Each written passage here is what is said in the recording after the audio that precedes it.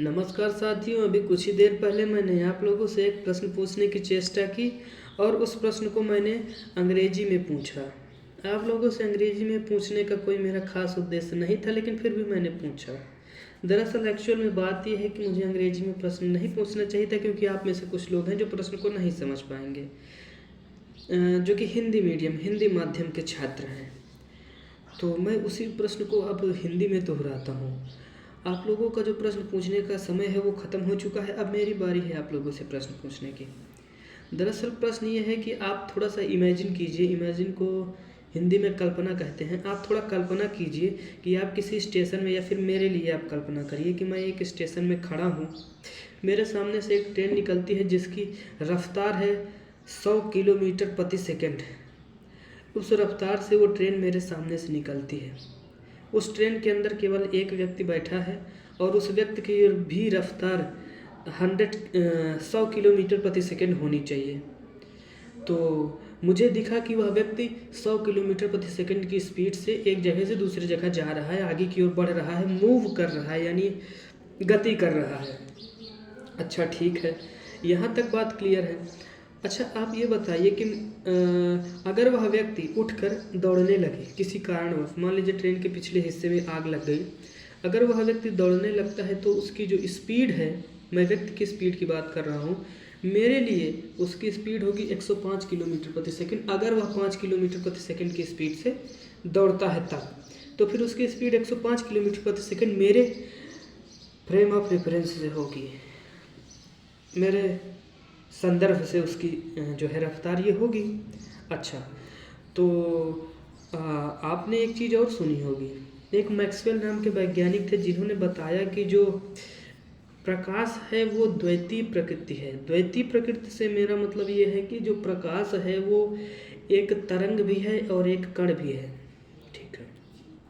अच्छा, उन्होंने ये भी बताया था कि जो प्रकाश की रफ्तार है वो 300 किलोमीटर प्रति सेकंड, यानी एक सेकंड में 300 किलोमीटर तक प्रकाश जा सकता है।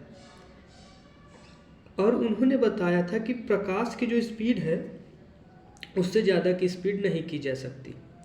इसी चीज़ को डिटेल में बताया था हमारे बहुत ही महान वैज्ञानिक अल्बर्ट आइंस्टीन ने। सर आइंस्टीन ने बताया था कि जो प्रकाश की रफ्तार होती है वो 3 × 10⁸ मीटर पर सेकंड होती है, और उस रफ्तार से ज़्यादा अगर हम किसी, या उस लगभग उस रफ्तार के बराबर अगर कोई चीज़ गति करती है तो वो ऑटोमेटिकली प्रकाश में कन्वर्ट हो जाएगी।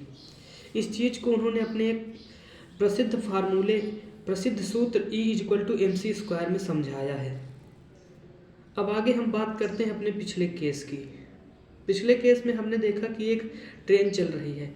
अच्छा, आप अगर कल्पना करिए उसी ट्रेन के सर पे एक लाइट, यानी एक टॉर्च रखी है, जो कि बेसिकली ट्रेन में रहती है आगे के सामने की चीज़ों को देखने के लिए। उस टॉर्च से भी वही सेम प्रकाश निकलता है जो सन से आता है। उस प्रकाश की भी स्पीड सेम वही होगी जो सन के प्रकाश की स्पीड है, यानी 3 लाख किलोमीटर एक सेकंड में। तो वो जो टॉर्च लगी है, अच्छा मैंने आपसे बताया कि ट्रेन के अंदर आदमी एकदम चुपचाप बैठा है, तो उस आदमी की स्पीड ऑटोमेटिकली 100 हो गई, क्योंकि ट्रेन चल रही है। तो सिंपल सी बात है, अगर टॉर्च लगी है ट्रेन के सिर पर तो ऑब्वियस सी बात है कि उस टॉर्च यानी उस लाइट की स्पीड भी बढ़नी चाहिए, क्योंकि ट्रेन एक रफ्तार से चल रही है और टॉर्च यहाँ पे लगा है, तो टॉर्च की स्पीड ऑटोमेटिकली शुड इंक्रीज। ठीक है, तो फिर जब ट्रेन की स्पीड बढ़ती है तो, और लाइट की जो स्पीड है वो 3 लाख किलोमीटर प्रति सेकंड है, और 3 लाख किलोमीटर प्रति सेकंड है लाइट की स्पीड, गलती हो गई। 3 लाख किलोमीटर प्रति सेकंड और प्लस 100 किलोमीटर प्रति सेकंड, यानी 3 लाख और 100 किलोमीटर प्रति सेकंड होनी चाहिए, जो कि एक्चुअली विरोध करता है मैक्सवेल के फार्मूले का, क्योंकि मैक्सवेल ने कहा था और आइंस्टीन सर ने भी कहा था कि इससे तेज कुछ हो ही नहीं सकता। तो इसका मतलब कि वहाँ पे जो ट्रेन ये हम ले जा रहे हैं लाइट की स्पीड से ज़्यादा, तो या तो झूठ बात तो हो नहीं सकती, या फिर हमारे देखने में फ़र्क है। अच्छा, इसके पीछे का कारण क्या है आप कमेंट में बताएं। धन्यवाद।